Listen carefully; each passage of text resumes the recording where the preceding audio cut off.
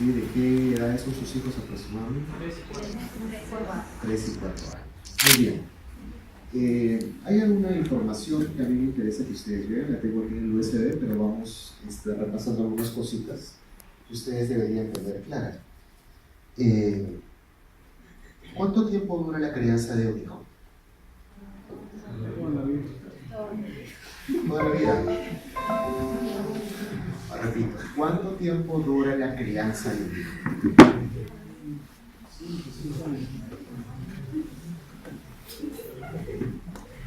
Ustedes van a ser papás toda la vida.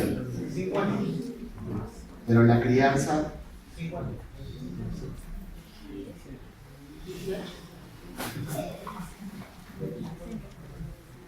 La crianza dura en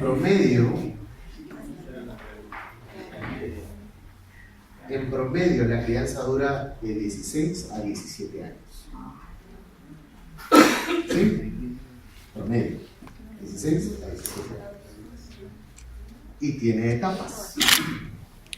Entonces ustedes tienen que saber en qué etapa están y qué pueden hacer en cada etapa. Otra pregunta, ¿por qué ahora las escuelas para padres son tan importantes y antes, en la época de nuestros papás o de nuestros abuelos, las escuelas para padres no eran tan consideradas? ¿Por qué creen que ahora se le da más consideración?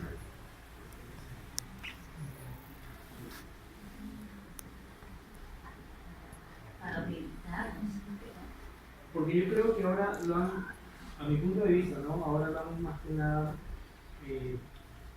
difusionado de cierta manera, porque el niño se ríe mucho, tiene problemas de atención, o porque el niño hace esto, no tiene esto, aquello, de llevarlo al psicólogo. O sea, como que lo han visto más comercial, creo yo, en el tema de que no, tienes que ver diferentes aspectos de la vida del niño, ¿no? Y es algo tan simple y sencillo.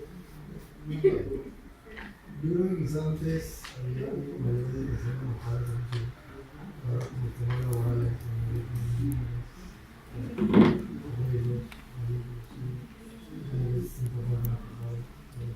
Muy bien. Ambos tienen razón, y yo sé que más de uno de ustedes debe haber pensado en algunas razones. Y efectivamente, el caballero nos dice, bueno, ahora se ve desde un punto de vista más comercial. Y desde ciertos puntos de vista tiene razón. Yo también opino, aunque estoy en el rubro, que las familias hoy han cambiado mucho el discernimiento por la psicología. La cantidad de problemas que van al consultorio a solicitar ayuda, la mayoría de los casos que yo veo no tienen que ver con una ayuda psicológica propiamente, sino tienen que ver con temas de discernimiento. ¿Sí? Y lo que el caballero dice también es muy cierto. El tema de los tiempos de antes y los tiempos de hoy. Yo quisiera enfocárselos desde este punto de vista. Antiguamente, hace unos 30 años quizá, la gente tenía que trabajar menos horas para poder generar, digamos, el sostén de su hogar. Y normalmente necesitaba trabajar una persona. De la pareja trabajaba uno, menos horas, y podía sostener el hogar, independientemente de quién trabajara finalmente. ¿Sí? Yo sé que ese es un tema que alguien puede hablar o puede observarlo desde el punto de vista del machismo, pero no estoy hablando de eso. Estoy hablando del tema productivo de la familia. ¿Sí? Pocas horas, una sola persona. Hoy tienen que trabajar las dos personas habitualmente, ¿sí? Y más horas. Sin embargo, también el medio social ha evolucionado mucho. La internet, las redes sociales, etcétera, etcétera.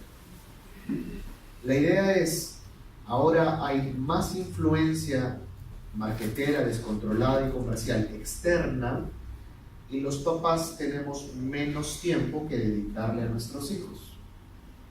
Es decir, frente a la realidad social, los chicos están más expuestos a influencias sobre las que no tenemos control, y nosotros tenemos menos capacidad de influencia. Si se tratara de un tema laboral, te estaríamos diciendo, tienes menos tiempo para conseguir cosas mejores, para conseguir mejores resultados. Si a ti te dicen en un esquema laboral, tienes menos tiempo para conseguir mejores resultados, ¿cómo se llama eso? Eficiencia. Tienes que ser más eficiente. Con nuestros hijos tenemos que ser más eficientes, y para ser más eficiente, ¿qué se necesita? Prepararse, porque tienes menos tiempo para conseguir mejores cosas. Porque, como decía el caballero, ahora de repente las nanas se dedican a algunas cosas. Sí, la nana se puede dedicar a cuidar a nuestros hijos. Son muy pocas las que se pueden dedicar a criar a nuestros hijos. Porque cuidar es una cosa y criar es otra. Nuestros papás, ¿sí?, pueden ayudarnos con nuestros hijos. ¿Sí? Los abuelitos pueden hacerlo, lo hacen en muchos casos, pero lo que van a hacer ellos es cuidar a nuestros hijos. Por más amor y buena voluntad que le pongan, la mayoría lo que hace es cuidar a nuestros hijos, más que criarlos. ¿Qué diferencia hay básicamente, para que se entienda a dónde apunto? En el cuidado de un niño, lo que hay es la búsqueda de la satisfacción, ¿sí? Que el niño sea feliz, que el niño no se aburra, que el niño no llore, que el niño, niño o niña, claro, no la pase mal, ¿sí?, que sea un niño feliz. Es el anhelo de la persona que cuida, con cierto nivel de compromiso con la familia y con la criatura, ya sea un compromiso porque le toca o un compromiso de amor. Esa es la premisa, que el niño sea feliz.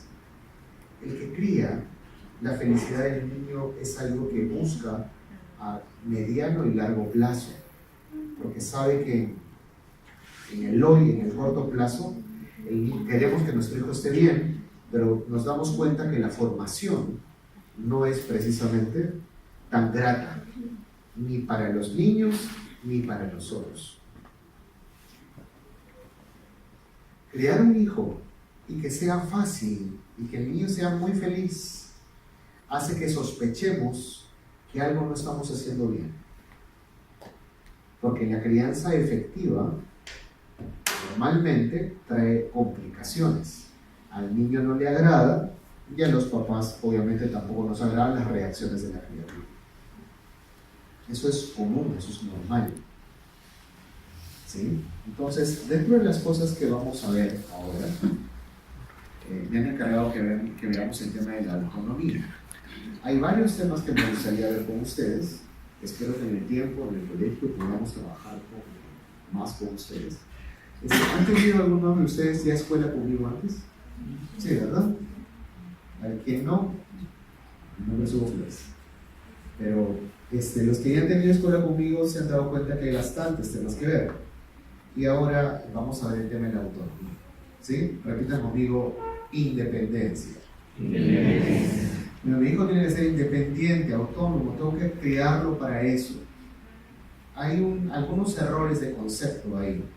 Hay papás que están buscando que sus hijos sean autónomos o independientes lo más pronto posible. Y eso a veces tiene que ver más con la comodidad de los papás que con la realidad o la necesidad de la criatura. ¿Sí? Ejemplo, no es de la edad de sus hijos, pero me van a entender. Cuando son pequeñitos, hay papás que buscan que sus hijos duerman en la cuna lo más pronto posible, solos, porque es bueno que desde pequeño aprendan a ser independientes, dice. Y la mayoría de niños, hay niños que se adaptan muy bien a eso, pero la mayoría de niños no se adapta con facilidad a eso. Cuesta mucho que eso ocurra. Entonces pasan a los 3 años, a los 4 años, y siguen buscando dormir con sus papás. Hay papás que van a preguntar: ¿qué hago? que ya tiene 4 años, ya tiene que dormir en su cama. ¿Y quién le ha enseñado eso? Es que no quiero que sea un niño dependiente. Tiene 4 años. ¿Cómo se supone que tiene que ser? ¿Independiente?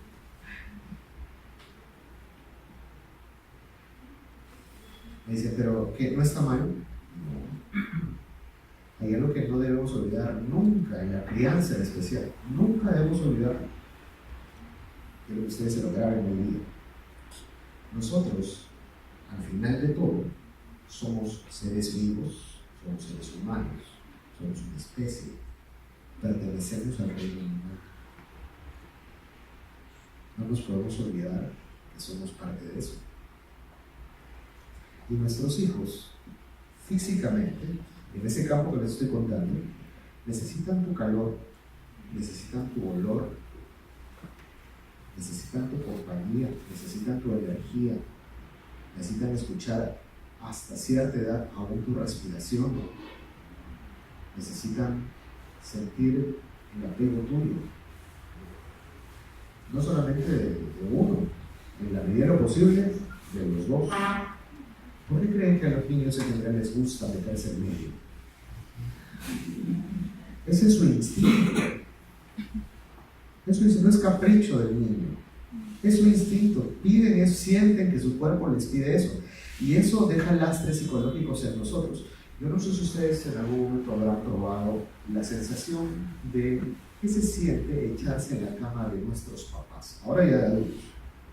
Los que tienen todavía la bendición de tener a sus papás como ustedes. No se van a la casa de sus papás. ¿Qué se siente echarse ahí? Hay una sensación que de que esa cama es más rica. Por alguna razón esa cama es diferente. Hay algo ahí, ¿no? Pero en esa cama no es rico se descansa. Aunque uno esté solo, no se echa ahí y descansar ahí es diferente. Por más que uno diga, no, mi cama, no, esa cama es diferente. Porque hay parte de nuestro instinto que vincula lo que hay ahí. Ahí en la cama hay absorbe temas de energía, de calor, de olores, que aunque no sean evidentes para nosotros, nos lo hacen familiar. Imagínate una criaturita de 2 años, de 3 años. A mí cuando me dicen hasta qué edad debería dormir con nosotros, bueno, más o menos a partir de los 4 años ya hay que enseñarle que tiene su espacio, que tiene su cama, que ahí puede. Hasta esa edad se puede tolerar. Estar botándolo no es exactamente lo que uno tiene que hacer, pero hay que ir enseñándole que ahí ese es su lugar. Si a medianoche se quiere pasar medio dormido para los niños, que se pasa. No hay problema. Un día van a notar que se quedaron ahí. Hay gente que me dice, no, mi hijo ya tiene 8 años y sigue. Hay estrategias por ahí que se pueden usar. Pero básicamente el tema de la independencia, que haga sus cosas solo, que aprenda a hábitos donde aprenda a cuidarse solo, a servirse solo, a hacerse su desayuno solo, a preparar las cosas, a que no sea un inútil, como dicen algunos. No basta esa visión de lo que es la independencia o lo que es la autonomía. Nosotros estamos criando, quiero que lo vean así, futuro. Estamos criando a personas para que sean autónomas. Ya, en algún momento lo van a hacer.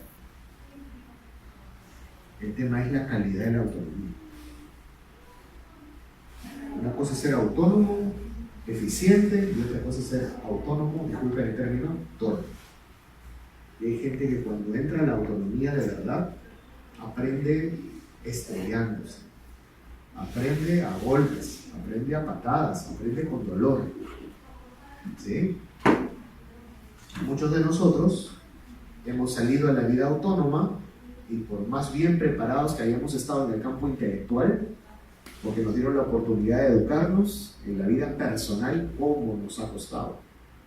Y a veces trae hasta lastres en la vida de pareja, porque nuestra autonomía de pronto no es responsable, o nuestra autonomía está desequilibrada. ¿A qué me refiero con eso?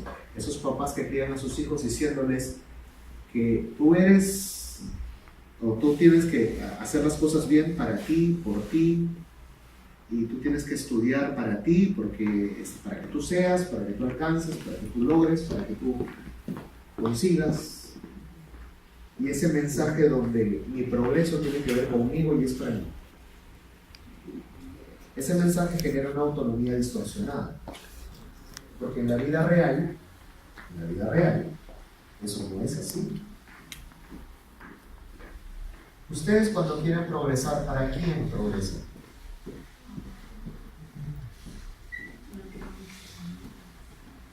Para la familia. ¿Para quién progresan? Yo cuando era jovencito y recién estaba saliendo de la universidad, yo decía, bueno, ahora voy a comenzar a trabajar y voy a juntar para mi depa. Y ahí yo me imaginaba qué iba a hacer con ese departamento yo. En el tiempo pues me enamoré, me casé, tuve un hijo, y de pronto cuando ya estaba en el plano de adquirir una propiedad, yo ya no estaba pensando en el depa de soltero. Estaba pensando en, ¿será que la inversión en un departamento será rentable para mi hijo cuando se lo herede? O mejor, pienso en casa. ¿En quién estaba pensando? Sí. Su mamá la vez pasada me estaba diciendo, voy a hacer tal cosa, voy a meterme a terminar tal maestría porque quiero. Y estábamos conversando y me dice, lo que pasa es que a mí me preocupa poder ascender en tales cosas, porque ya pues más adelante van a estar más recursos, ya de aquí a algunos años va a llegar el tiempo de invertir en universidad. Entonces, tenemos que ver de que las cosas vayan bien. O sea, ella quiere progresar ¿para quién? Es que así funciona. ¿Qué pasa cuando yo tengo aquí metido en la cabeza? Porque así me enseñaron. Es que es por mí y para mí, por mí y para mí. ¿Qué suele ocurrir? Me estrello contra la realidad. Muchas de las parejas jóvenes de hoy, ese es el gran problema por el que no duran juntas. Porque llegan con una mentalidad de un exceso de autonomía y un exceso de independencia. Ustedes no saben la cantidad de parejas jóvenes que yo tengo que atender que vienen con esa mentalidad, donde todavía quieren hacer vida de soltero y tienen conceptos como que yo me haya casado no significa que yo voy a estar dependiente de. No. Yo tengo mi vida, yo tengo mi sueldo, yo tengo mi camino. Tú tienes tu vida, tú tienes tu sueldo, tú tienes tu camino. Andaremos juntos en paralelo, pero yo no me meto en tus cosas y tú no te metes en mis cosas. Inevitablemente trae problemas. Tarde o temprano los trae. ¿Gracias a qué? ¿Que fueron criados de manera autónoma? Sí, pero como que a esos papás se les pasó el amor. Todo tiene que tener un equilibrio en el campo de la autonomía. ¿Sí? Hoy ya vamos a ver más o menos cómo se trabaja ese equilibrio desde la edad de sus hijitos. ¿Sí? Repita conmigo, autonomía. Autonomía. Muy bien. Pero la autonomía siempre va a ser sana siempre y cuando haya equilibrio. ¿Sí? Dice, un niño joven no puede ser autónomo, pero puede ser formado para el momento que lo sea. Hay 3 dimensiones de formación. La autonomía respecto a su entorno, y eso tiene que ver con hábitos, ¿sí? La autonomía respecto a sus responsabilidades, eso tiene que ver con su visión de la vida en términos de responsabilidad.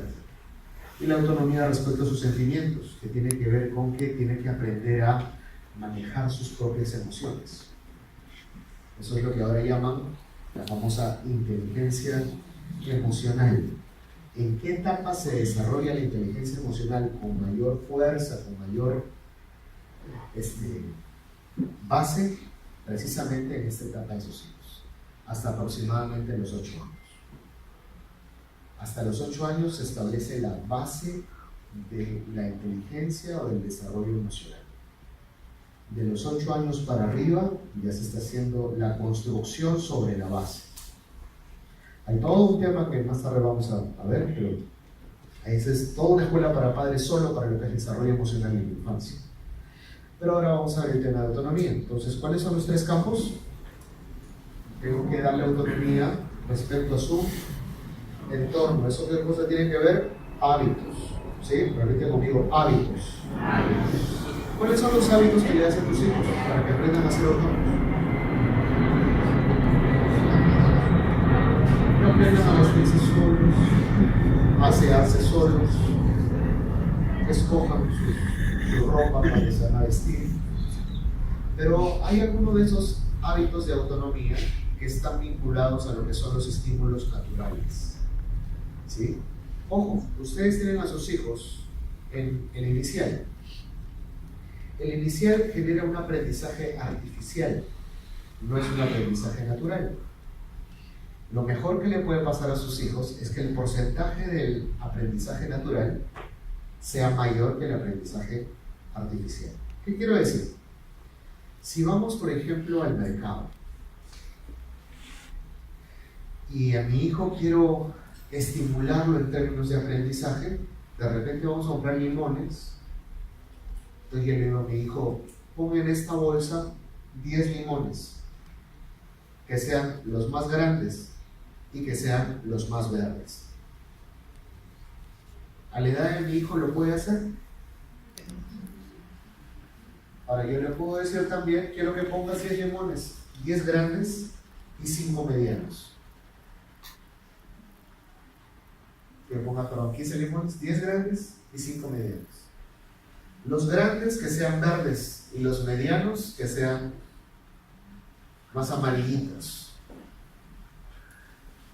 ¿Qué estamos haciendo? Colores, tamaños, cantidades. ¿Sí? Vamos a la zona que venden carnes. Muy bien, hijo, vamos a comprar carne. ¿Cuál es la carne? ¿Esa o esta? Esta, papá. Muy bien. Ahora vamos a comprar pollo. ¿Cuál es el pollo? Ese, papá. No, ese se llama pan. ¿Cuál es el pollo? Ah, este de aquí. Pero papá es igualito. No es igual. Ese es más grande. Así. Y mira las patas. ¿Sí? Salimos al parque. ¿Todas las hojas son de igual forma? ¿Qué diferencia hay entre un árbol, un arbusto y una plantita? ¿A qué huelen las flores del parque? ¿Qué diferencia hay entre ese pasto tupido y ese pasto todo chusquito, como se dice? ¿Sí? ¿Cómo es la hojita del pasto tupido y cómo es la hojita del... ¿Y por qué este pasto es tan suavecito y el otro no? Estimulación natural. El niño, la niña tiene que salir, correr, trepar, jugar, tirarse al suelo, que todo su cuerpo sienta la textura de lo que la rodea, de lo que lo rodea. Es que se cae, no importa. Un niño a esa edad siente la tercera parte del dolor que tú sientes. No sé si alguna vez les ha pasado que han visto a sus hijos caerse y se han caído golpeándose el codo y uno dice, ay, y nada, se paran y dicen, Juan. Uno ve que se caen las rodillas y eso a uno le da nada, se caen sentados y uno ya se imagina que con esa caída sus pobres riñones, nada, sienten menos dolor que nosotros. Sí, esa es la naturaleza sabia. Necesitan mucha estimulación natural. Aquí, ¿qué cosa le dan? Estimulación artificial. ¿Es buena? Por supuesto. Hay papás que me dicen, cuando el niño está medio atrasadito, me dicen, lo que pasa es que no lo pudimos poner en estimulación temprana. Y ¿No será que por eso se ha atrasado? No. Se ha atrasado porque los papás no están concentrados en hacer lo que tienen que hacer. Y lo que tenemos que hacer no es matricularlos en estimulación temprana. Lo que tenemos que hacer es jugar con nuestros hijos y hacer que jueguen de manera natural. Repite conmigo, jugar. ¿Cuál es el principal lenguaje de aprendizaje de una criatura menor de 7 años?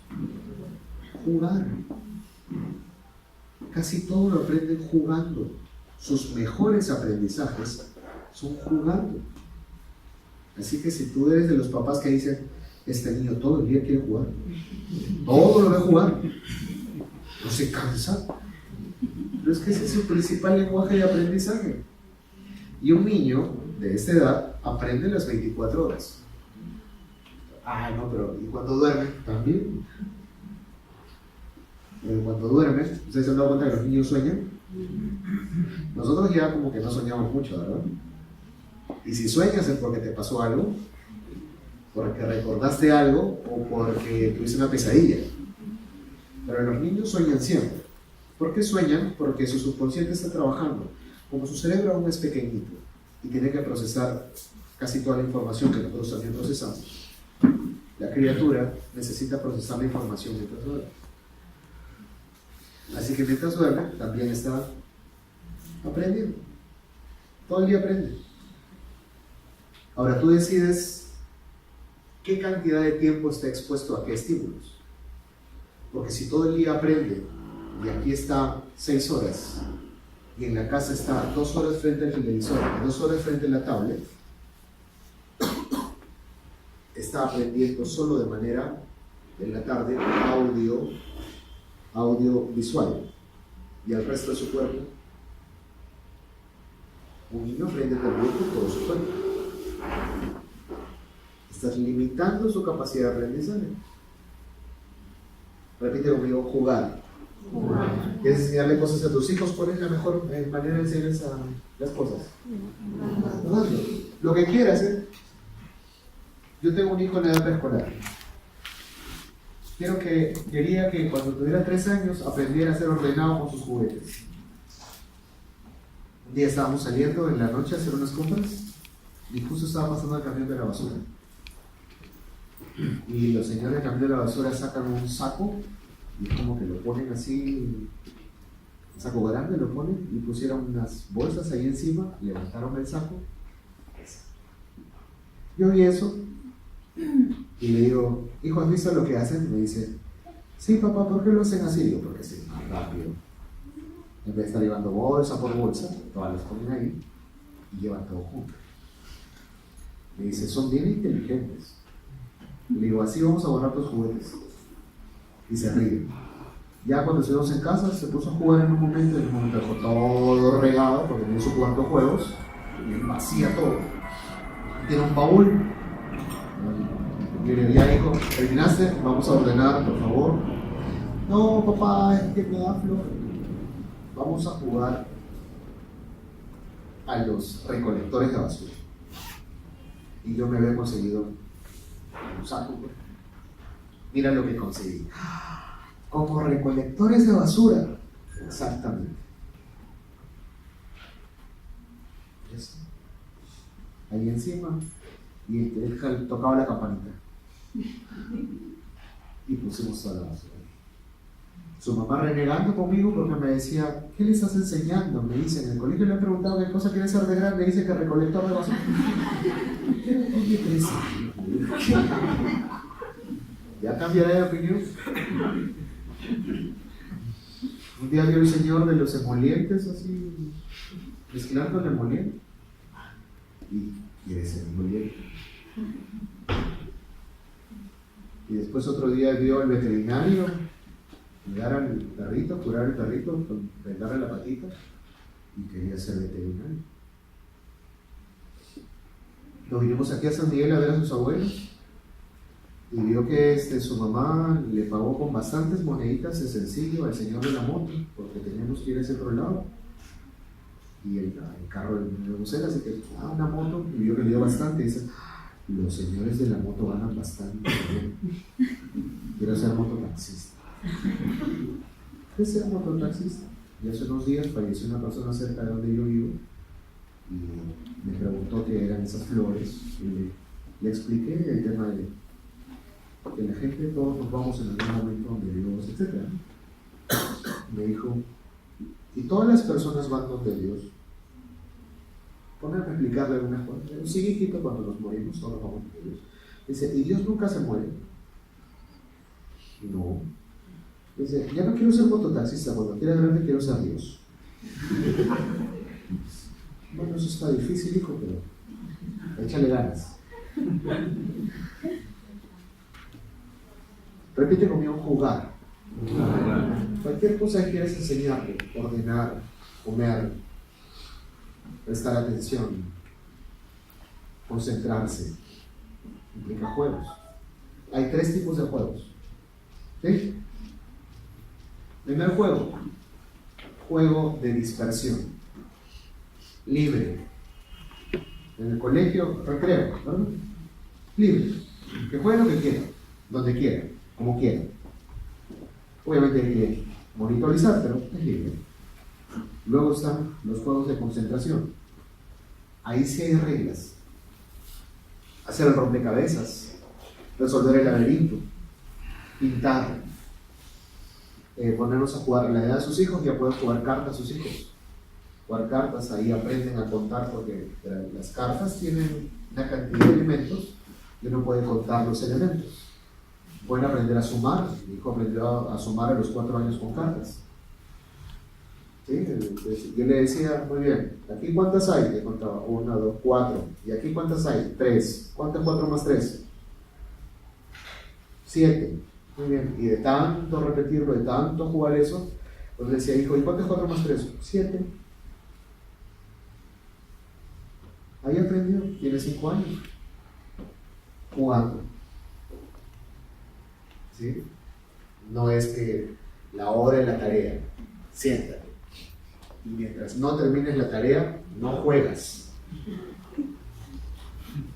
En otras palabras es, primero te aburres y después juegas.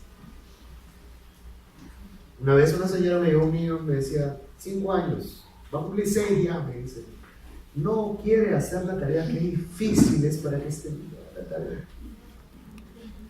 Ya, ¿no? ¿Cuál es la tarea? Yo le sacó unas hojas de aplicación.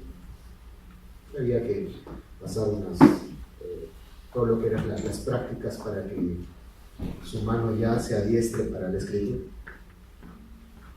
Cuando me lo presentan la criaturita, digo, ¿te gusta jugar? Me dice, sí. Le digo, ¿y te gusta competir? ¿A que yo te gano? ¿A que tú me ganas? Le digo, sí. De una competencia. Entonces saco un papel y pongo un triángulo. Le digo, tú no sabes hacer esto. Me dice, sí sé. Pero soy lápiz o soy un triángulo. Le digo, voy a hacer algo más difícil. Esto sí no lo sabes. Voy a dibujar un círculo dentro de un triángulo. Le digo, esto sí lo sabes. Me dice, sí sé. Digo, ya está. Voy a dibujar un cuadrado dentro de un círculo, dentro de un triángulo.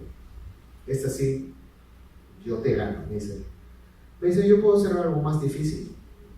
Digo, a ver. Me dice, yo puedo poner mi nombre dentro de un cuadrado, dentro de un círculo, dentro de un triángulo. Digo, no, eso no te creo. Eso no se puede hacer, le digo. Dice, sí, mira. Y lo hizo. Ah, ya. Digo, te voy a poner otro reto. A ver quién gana. Y comenzamos a jugar unas cosas ahí. Y en un momento le digo, ahora viene el reto mayor. Esta sí no la haces, pero ni de casualidad.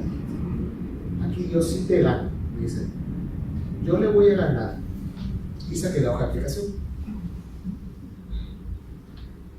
Le digo, mira. Me dice, yo también puedo. Y esta de aquí, mira. Ah, yo también puedo. Le digo, no, pero yo lo hago más bonito. No. Y hizo la de abajo, e hizo la de abajo, y volteó, e hizo la otra parte. Digo, oye, eres un campeón, me ganaste en todo. Le digo, abraza tu chupetín. Te lo ganaste. Dice, ¿qué? ¿Ya acabamos? Sí, hijito, ya acabamos. La mamá me dice, ¿hizo la tarea? Yo, ¿cuál tarea? ¿Cuál tarea? Estábamos jugando. Y ahora, para hacer lo que yo acabo de hacer, se necesita un poquito de tiempo. Porque si no tengo tiempo y estoy contra el tiempo, porque ya es hora de que tome su lonche, ya es hora de que se acueste, o ya es hora de... Recomendación, hay que acomodarnos al tiempo. Porque si quiero que el niño lo haga como si ya tuviera 10 o 12 años, donde el proceso de hacer la tarea implica un desarrollo cognitivo de concentración, estamos confundiendo las etapas. ¿Se acuerdan que le dije que hay etapas? En esta etapa, ¿cómo aprende un niño? Jugando. ¿Con quién tiene que jugar? Primer tipo de juego, de dispersión. Si quiere solo, con otros, de dispersión. Segundo tipo de juego, de concentración. Desarrollo cognitivo. ¿Sí? Estimula el desarrollo cognitivo. Tercer tipo de juego, ese es el, creo yo, uno de los más importantes. En términos de desarrollo interior, se llama el juego de supervivencia. No porque vayamos a enseñarle cosas de supervivencia, sino porque, como ya les dije, que nosotros somos como animalitos, somos una especie, ¿sí? En toda especie, cuando un niño juega con sus padres, aprende a sobrevivir. Un niño que no juega con sus papás es un niño que se resta habilidades. El juego con los padres es un potenciador enorme. Hay un montón de cosas que se consiguen con el juego con los adultos. Entre ellas,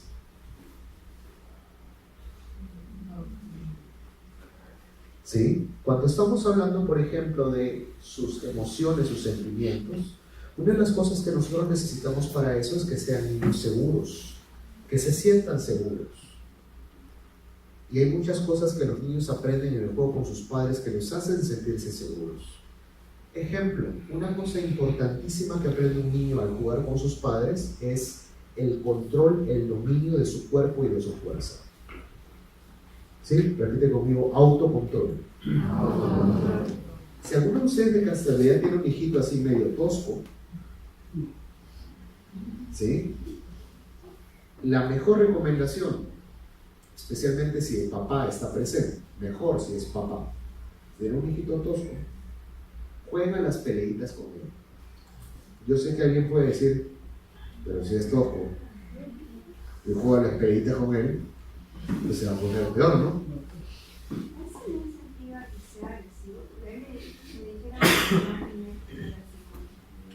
Hay un detalle en especial. Un niño tosco proviene de un temperamento fuerte, ¿sí? Rara vez un niño tosco proviene de otro tipo de temperamento.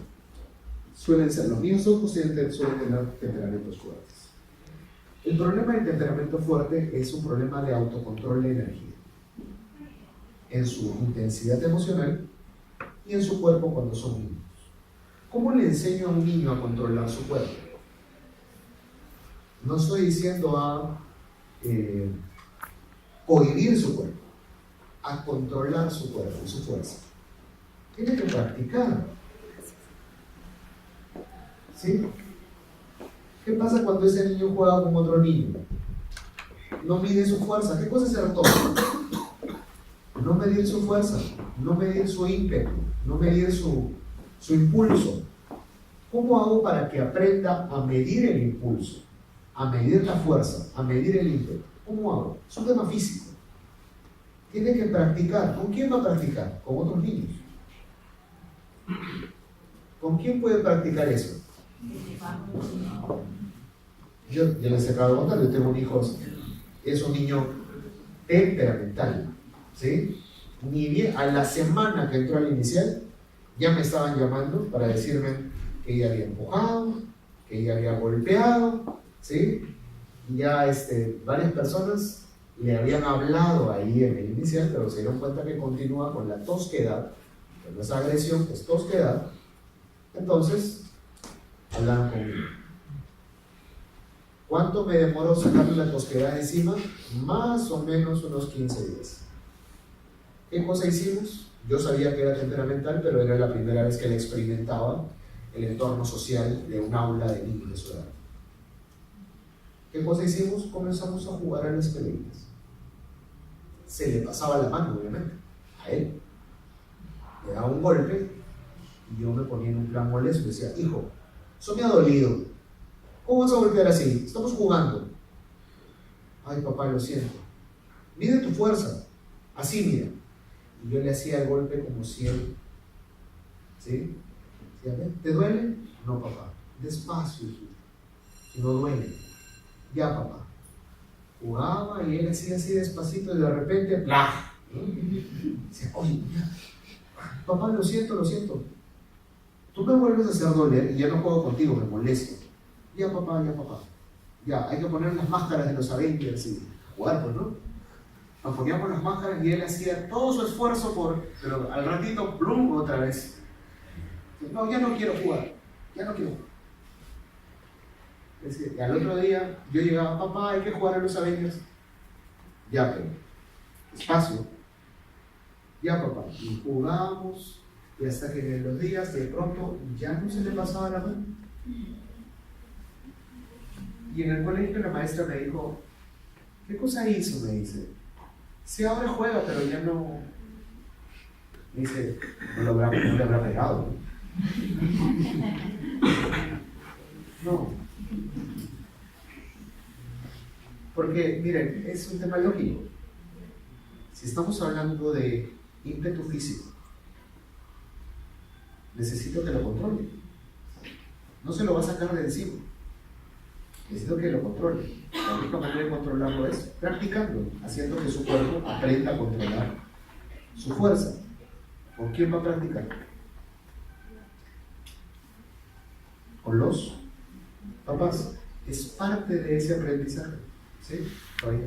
Sí, eso, bueno, eso es en el caso de un hijito varón. Lo que tenemos hijos mujer. Yo juego, yo tengo la pareja. Yo con mi hijo a veces juego en el vídeo. Entonces, pero con mi hija no me ven ese panorama jugando, ¿no? O sea, por eso le decía, ¿puedo aplicarlo también con ellos? Sí, sí se puede aplicar. Es mejor con la mamá, porque hay aprendizajes que son de género, algunos. ¿Sí?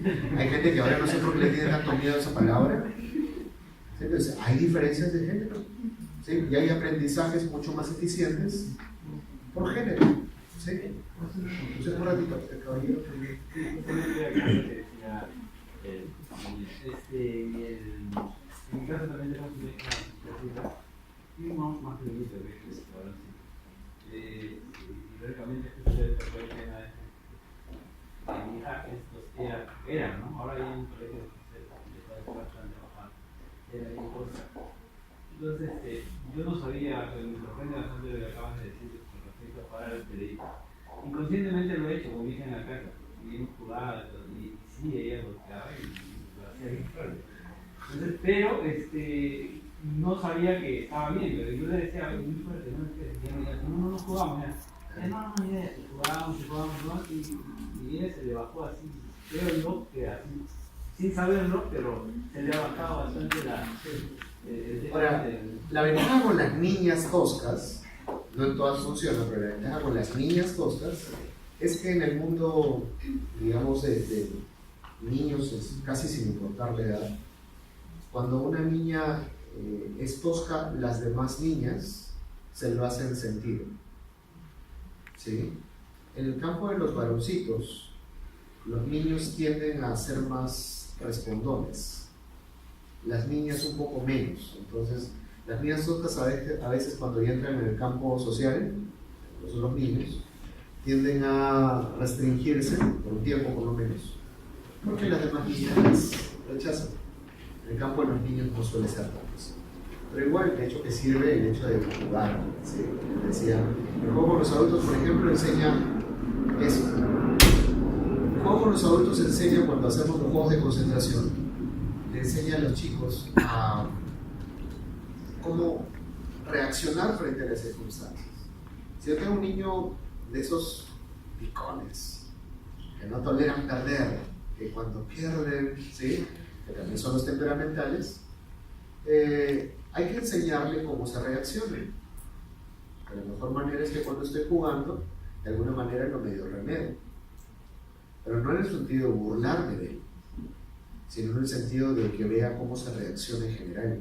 Si cuando él pierde, llora y agarra las cosas y ya no quiero jugar y tira, yo puedo hacer lo mismo, y cuando él me gana, y a propósito de que me gane, yo también me pongo así y lo medio imito, y ya no quiero jugar, y como que voy a hacer lo mismo, y van a ver la cara de ellos cuando los vean hacer eso, porque es primero a sus papás y segundo como un espejo, ¿sí?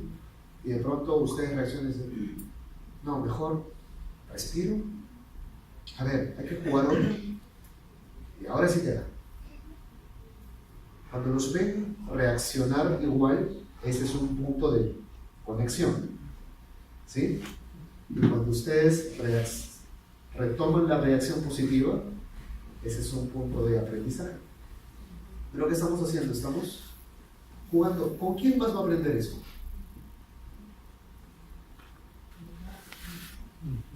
Con los papás, ¿sí? Entonces, el juego con los papás les da, por ejemplo, orden mental.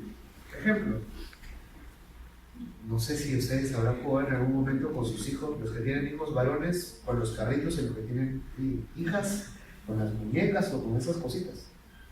Pero es bastante común que los adultos, como ya tenemos una manera de armar las cosas, somos más ordenados para jugar.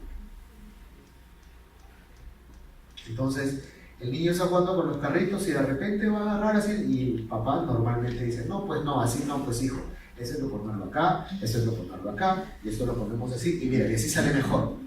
Así. ¿Sí? Cuando entre niños juegan así, es el caos, ¿no? Y a lo que venga, ¿no? Pero cuando juegan con los papás ordenan mucho mejor. Yo he visto mamás jugar con sus hijas con las muñecas a que están recibiendo la visita y que están haciendo, sí, el famoso tele y todo, y de repente la mamá le está diciendo, ya van a llegar las visitas, entonces hay que poner el pastel en el horno. Dice, ya llegaron, no, y comienzan a experimentar mentalmente un orden respecto a lo que va ocurriendo y cómo se van dando las cosas. La mamá ayuda más cuando juegan en eso. ¿El papá debe jugar en eso? Pues también. Pero está bien que podemos, el orden. Sí. Tampoco no nos vamos a poner en el plano de, ¿no? No le vamos a malograr la imaginación y el juego, ¿no? Pero es bueno porque uno como adulto, incluso queriendo jugar, inevitablemente termina queriendo poner cierto orden en las cosas, ¿sí? Entonces, el juego con los adultos es una parte importante. A la edad de sus hijos, sumamente importante, ¿sí? Entonces, acuérdense, tenemos que trabajar el tema de la autonomía y el tema de la independencia, primero en temas de sus hábitos, para que haya una autonomía respecto a su entorno. ¿Sí? Ojo, hay papás que porque la niñera está, los niños no tienen que hacer nada. Y pasan los años y para eso se le paga a la chica y el niño no tiene que hacer nada. Y pasan los años y nada. Y todavía le dicen, tu única responsabilidad es estudiar. Cuidado con eso. Le restan desarrollo. ¿Sí? Respecto a sus responsabilidades, yo siempre en la escuela para padres le doy este punto. ¿Qué debemos entender por responsabilidades desde el punto de vista de la crianza? No desde el punto de vista de los valores, desde el punto de vista de la crianza. Las responsabilidades tienen que ver con nuestra aplicación sobre las demás personas en cuanto al beneficio que generamos o el prejuicio que generamos. ¿Sí? Es decir, soy una persona responsable cuando genero un beneficio hacia mí y hacia los demás. Ojo, en esa dupla, porque si genero un beneficio hacia mí, pero generando un prejuicio hacia los demás, como que eso no es muy moral, ¿verdad? Entonces, yo tengo que entrenar a mis hijos en pequeñas cositas, desde que son pequeños, en darse cuenta que hay cosas que ellos pueden hacer que benefician a todos. Y si no las hacen, perjudican a todos. Por ejemplo, si decimos que para tomar desayuno el fin de semana la responsabilidad de mi hijito o de mi hijita es poner los tapetes y poner las cucharitas, esa es su responsabilidad. No pone los tapetes, no pone las cucharitas, no podemos servir nada. ¿Sí? Entonces la mamá puede poner ahí todas las tazas, o el papá que esté sirviendo pone todas las tazas y todo está listo, pero no ponemos en la mesa. ¿Por qué? Porque no he puesto los tapetes.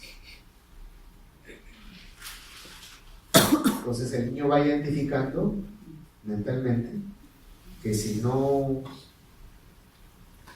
no pone, nadie toma desayuno. Crece un poco más, tiene que ir a comprar pan. ¿Qué pasa si no compra pan? Nadie toma desayuno. Crece un poco más, pues este fin de semana le toca preparar el desayuno. No prepara el desayuno, ¿qué pasa? ¿Sí? Entonces, lo que hace beneficia a todos y lo que no hace perjudica. ¿Sí? Entonces, ¿cuál es el problema que tenemos los papás cuando enseñamos sobre responsabilidad? Asumimos como responsabilidad tareas que solamente le benefician a él. Si decimos, tu responsabilidad es tu cuarto, cuando es más grande, ¿verdad? Tu responsabilidad es tu cuarto. Entonces, tienes que tender tu cama, arreglar tus cosas, arreglar tu cajón, ¿sí? Arreglar tu mochila, lustrar tus zapatos, hacer tu tarea, ¿sí? Lavar tu taza, levantar tu plato, y todo tiene que ver. Y eso le puede dar muchas cosas como el ser ordenado, el ser aseado, etc. Pero no necesariamente colabora con un aprendizaje de responsabilidad. Porque en el campo de la crianza la responsabilidad se aprende más en el vínculo de el beneficio que genero de manera común. Entonces, cuando en algún momento podemos hablar, por ejemplo, ya socialmente sobre alguien responsable, la mayor parte de veces esa responsabilidad tiene que ver con el beneficio común. ¿Cuándo hablamos de un padre responsable? Cuando estamos hablando de lo que hace. ¿Sí? Cuando hablamos de un trabajador responsable. Cuando hablamos de un político responsable. Difícil. ¿Sí? Pero ¿se entiende? ¿Sí? Entonces, de acuerdo. Quería preguntar a usted. Por ejemplo, de darle responsabilidades a los hijos, ¿qué pasa o cómo deberíamos actuar ante una rebeldía entre comillas, ¿no? Yo tengo una política en mi casa que si mi abuela tenemos cuidado de las galletas, de repente avisar a la familia que ya está la cena, el almuerzo. Pero sí, en algunos casos se me ha revelado por qué yo tengo que hacer tan cosa. ¿Cuántos años son? Tiene que ser primero en cosas pequeñas. Y como toda responsabilidad que lo vincula al perjuicio común, la idea es que aprenda pequeñas cositas. A esa edad todavía no puede ser tan restrictivo. Pero supongamos que no puso, como se dice, los tapetes que les estaba diciendo. No servimos el desayuno. Como ya en la casa nos hemos puesto de acuerdo y sabemos por qué le hemos dado esa misión y qué toca, entonces las demás personas pueden ir y decirle, hey, tengo hambre, no puedo tomar desayuno porque tú no has puesto los zapatos. Pero ¿por qué lo tengo que poner yo? Porque a mamá le toca preparar el desayuno, a ti le toca poner los tapetes y a mí me toca lavar los platos. Mamá ya hizo el desayuno, a ti te toca poner los tapetes, no los pones, no podemos tomar desayuno y tengo hambre. Entonces, en algún momento alguien puede ceder, sí, pero tenemos que primero apretar. Y después cedemos y podemos generar un pequeño castigo. Pequeño, pero a esta edad todavía no podemos apretar tanto. No, bueno, no me genera ¿Sí? ningún castigo, ninguna acción en contra de lo que no había parecido. Entonces no podemos decir que estamos inculcando responsabilidad. Porque la responsabilidad cuando no se cumple siempre genera algún tipo de perjuicio, por más pequeño que sea. ¿Sí? Y después de aplicar la palabra ayuda, porque yo a mi hijo le digo, Joaquín, tú me tienes que ayudar a poner los papeles a la mesa. Entonces, hay momentos en que la señora se revela, no, pero ¿por qué no?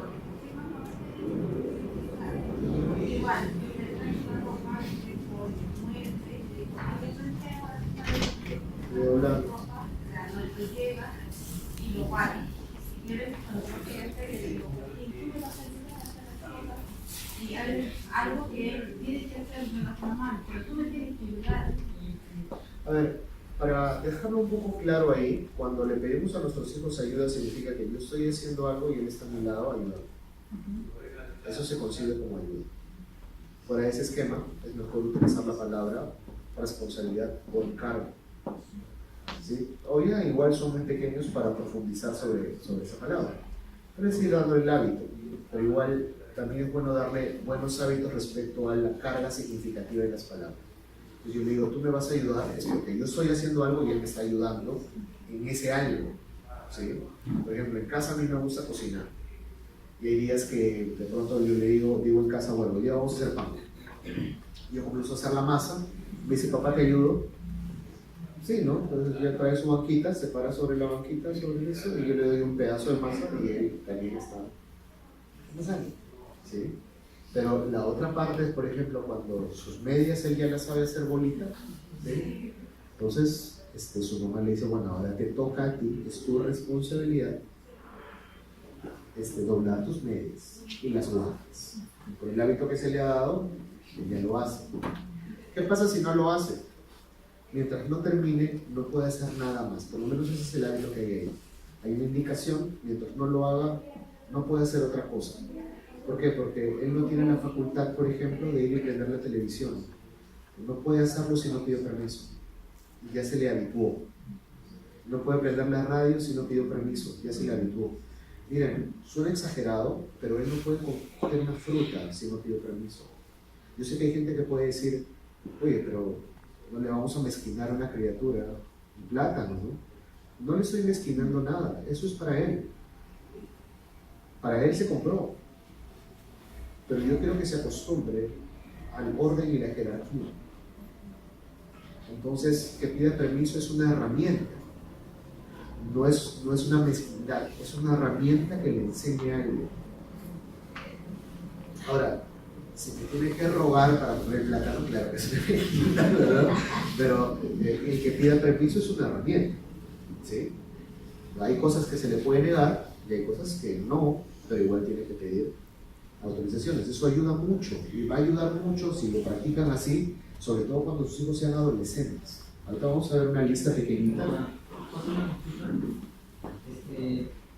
Para mí, de repente, me puede hacer con esto, como que hay una línea de edad, porque yo tengo una niña de casi 8 años, y yo pienso, a veces estoy muy cerrado, que ella de pronto, o sea, ya no sabe qué es la funcionalidad de la casa, y hay veces que lo va a buscar solamente para pedir permiso con el sistema de decisiones, para ver si por ahí una consulta. Entonces, yo ahí como que me siento mal, digo, bueno, me he acostumbrado, está bien que tiene permiso, pero como que he hecho mal, o sea, como que hay una línea delgada ahí. Porque yo digo, yo lo que percibo es que sea autónoma, pero para mí el tema de autonomía es que no sea necesario que tenga permiso para coger una fruta. Que no me había acostumbrado así. Pero es que la autonomía no significa que no haya reglas o que no haya propiedad, ¿sí? Entonces, autónomo en ese caso puede ser papá, ¿puedo coger una manzana? Claro, hijita, coge. ¿Sí? Claro, hijita, es para ti, pero ya sabe que igual lo tiene que pedir. Hijita, es para ti, que coja la manzana, vaya, lave la manzana, coja un platito, la pele ella, la corte en gajos. Es una persona autónoma, pero está respetando ciertas reglas en la casa. ¿Sí? Pero no hay que sentirse. Yo tengo una hija de 20 años y bueno, la otra pequeñita de 4, entonces hay una diferencia. Entonces sí entiendo lo que usted está diciendo porque una vez leí un libro y cuando lo vi dije que si esto lo hubiera sabido cuando mi hija era pequeñita, ¿no? Entonces, ¿qué quiero decir con eso? El libro decía que a los niños se les educa desde muy pequeñitos, se les prepara para la adolescencia, ¿no? Porque con mi hija yo primera vez he sido madre de una adolescente y no es, o sea, muchas veces he tenido que venir al colegio, hablar con la psicóloga para que me oriente, porque no, hay muchas cosas que yo desconocía, ¿no? Entonces, ahora estoy pensando con lo que usted dice. Por ejemplo, mi hijo una vez, a los 20 años, yo no estaba, agarró mis zapatos de fiesta y se los prestó a una amiga, ¿no? sin mi permiso. Entonces yo me quedé asombrada de que ella haya hecho eso.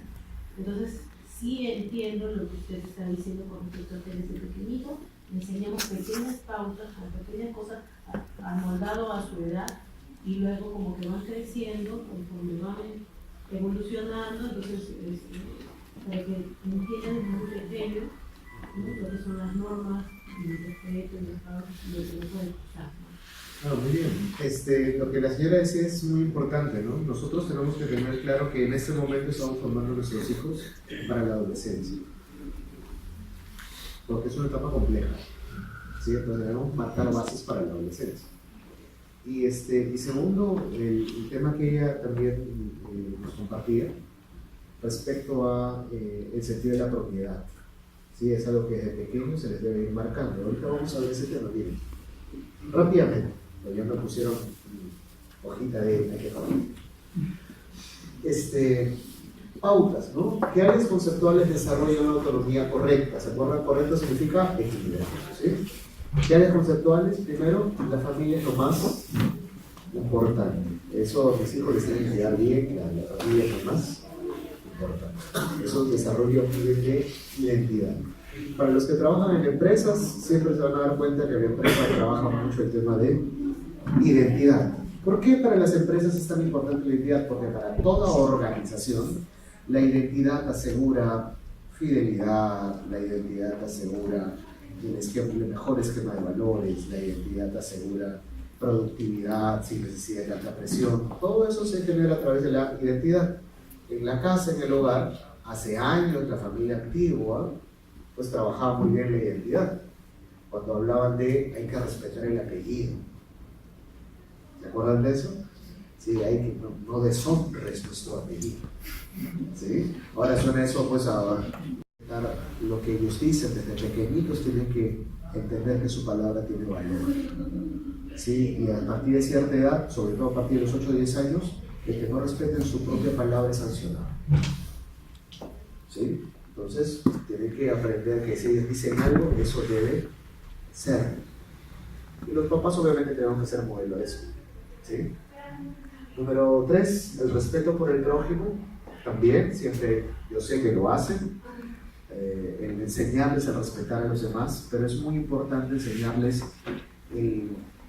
la matriz del tema del respeto, porque el respeto se expresa o se manifiesta en su máxima expresión cuando estamos alterados emocionalmente. ¿Cómo se dice? Cuando las papas quedan. ¿Sí? Uno reconoce cuando alguien es una persona respetuosa, no en los momentos donde todos estamos de buenas. Uno reconoce a quien es una persona respetuosa en los momentos más complicados. Hay que enseñar a los hijos que en los momentos más complicados uno debe respetar. Obviamente esa es una práctica en los años y nosotros debemos ser modelo de eso. La autoexigencia, ustedes en los años tienen que ir siendo exigentes con sus hijos en el tema del rendimiento, en el tema de los valores, en el tema de la obediencia. Ustedes van haciendo eso y obviamente los chicos van aprendiendo a también ser exigentes con ellos mismos. ¿Sí? Todo este esquema que les estoy contando genera niños con más seguridad sobre sí mismos. Y eso obviamente los apunta a tener una autonomía más equilibrada de lo que ya hablamos. El sentido de la propiedad, hace un momento lo estábamos diciendo, ¿sí? Tiene que estar todo bien planteado. ¿Qué es de quién? ¿Sí? ¿Y por qué debo valorar y cuidar las cosas? En función de quién es, a quién pertenecen las cosas. Y el tema de cuando ya pasan a la adolescencia, pues las cosas ya pueden comprender que no son exactamente suyas. Es muy importante en la adolescencia que las cosas no les pertenecen exactamente, que hay una medida en donde nosotros también somos dueños de las cosas. ¿Sí? La sinceridad, este es un detalle especial, es normal que un niño mienta, no solamente es normal, es necesario. ¿Sí?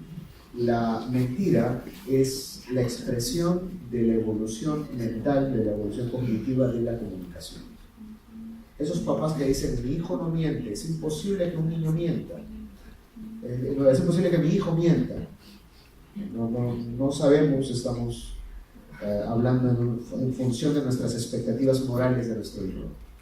Es necesario, pero no lo asumimos así. ¿Sí?